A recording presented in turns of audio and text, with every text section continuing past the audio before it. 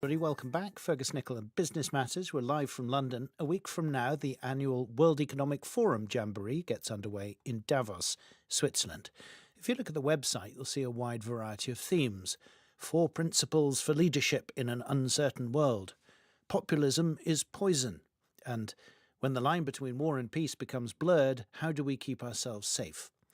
Many people see Davos as the ultimate networking experience. I've been talking about that with Sandra Navidi, author of a new book called Super Hubs: How the Financial Elite and Their Networks Rule Our World.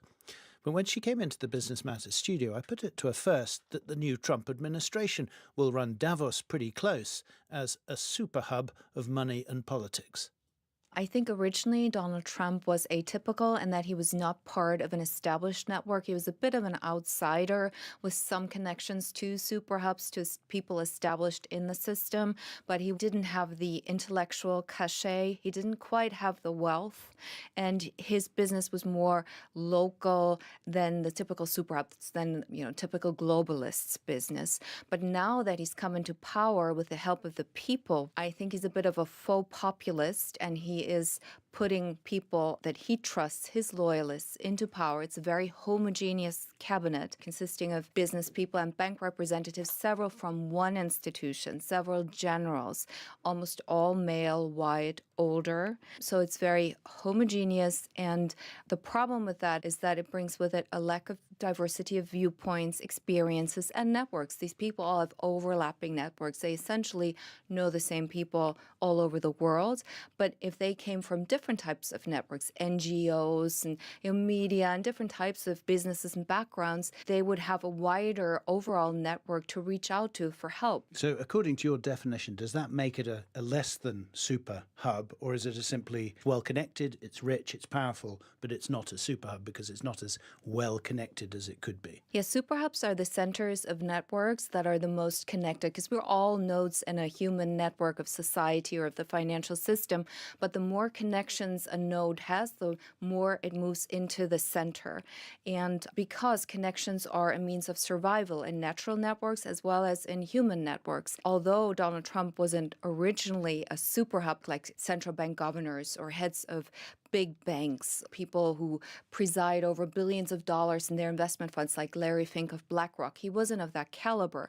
But now that he's in power, by definition, as the president of the United States, he is the super hub of a political and economic network. You've partly answered the question, but what you're suggesting, I think, is that a super hub can be an individual, it can be an institution, or maybe it can be a coalition. Yes. In my book, I specifically refer to people because I look at the financial system through the people at its very top, because I think people have been underrated. What it all comes down to is to people and their relationships, because it's not institutions who make decisions. And we can talk about the IMF or the big bank X, but it's not really the bank, because what I've observed meeting all these people, I notice there's a reoccurring pattern. It's always the same people and the same constellation who come together and exercise power. And while the individuals are very powerful, they increase their power exponentially through their networks. And most of their actions individually are amoral, not immoral. But in the aggregate, if the whole system, if all of these people in power act in the same way, then it tilts the system into a certain angle. It becomes imbalanced. And that's what we're essentially seeing with inequality, not just of wealth, but also of income, of opportunity. There's no social mobility anymore. Is that what we're going to see in Davos in a week's time, do you think? When the World Economic Forum comes together, very many of these kinds of people will be gathering. They'll be having exactly those kind of conversations you've described. Will what they produce be imbalanced? Well, let me preface my answer by saying that networks can be a force for good or bad. They're not necessarily bad. And the motto of Davos this year is responsible leadership. So people know that they have to change their ways. Because otherwise, as some billionaires are saying who've gone dissident, the pitchforks will be coming.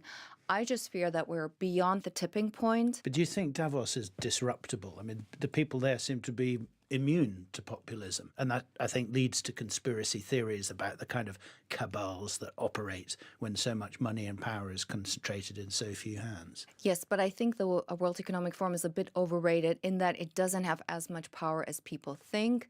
It doesn't have a public mandate. Decisions there cannot be implemented. It's an informal network. People who come together there, they know each other. They could have come together in any other place. They're just a phone call away. And if they have something to hide, they can meet in their vacation homes or on their private yachts. They don't have to do it under the glaring lights. And they do, presumably. They do, but I think it's like Bilderberg, which is also overrated, in my opinion, in that sense. This is the centre of one of the biggest sort of conspiracies online, the Bilderberg group, as irresponsible billionaires, dissident or otherwise. Yes, I think it's because of a lack of information. People are trying to make sense of what is going on because it looks suspicious from the outside. But I think the crucial thing is that it's not what's happening in Davos or Bilderberg.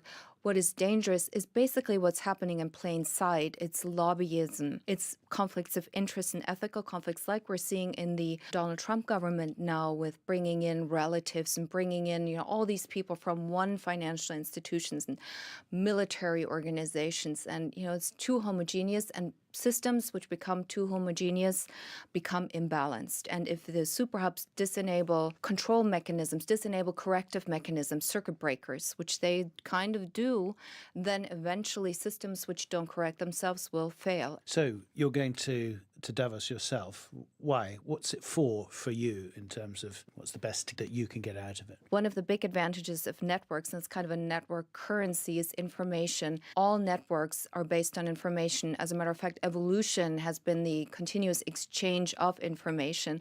And so since there are all these superhubs who produce information with their decisions that they make or the plans that they have, you get a sense of where things are headed. So it's enormously interesting to be present and to speak with these people. And oftentimes I can't really say directly what I've taken away. And it's like a big puzzle and you have a gazillion pieces of information. And then later on, things fall into place and you get a better sense of where things may be heading. You talked about superhubs being homogenous and that homogeneity being a weakness, effectively, if it looks like itself too much internally. But is the business of a superhub to be self-enriching and self-perpetuating? Well, we're all superhubs in our lives and in different spheres. And it could be, students at a university, you'll see a superhub coming out. I'm sure at the BBC, there are some people who are connected to everybody and they're the people. And, there's the superhubs here. And all of us, we act in our own interests. And superhubs also act in the interests of their institutions and shareholders. And, even if they have to lay off people, it's a business decision. That's why they're business leaders, at least so far. I think this may be changing. And actually, the World Economic Forum and the founder based the meetings on this premise of the stakeholder principle, that corporations who benefit making their business in society, they need to observe all stakeholders and give something back. And I think this is something that we should be seeing more. However, I'm a little concerned with Donald Trump's presidency, where he only puts business first at the expense of everything else. Our thanks to Sandra Navidi. The book is called Superhubs, How the Financial Elite and Their Networks Rule Our World. It's due out on the 24th of the month, but you can order it now. We're chatting amongst the production team. We haven't located our superhub yet, but we'll let you know when we do. Then we'll rule the world. So let's get down to it with Nissid and Raghu. Nissid,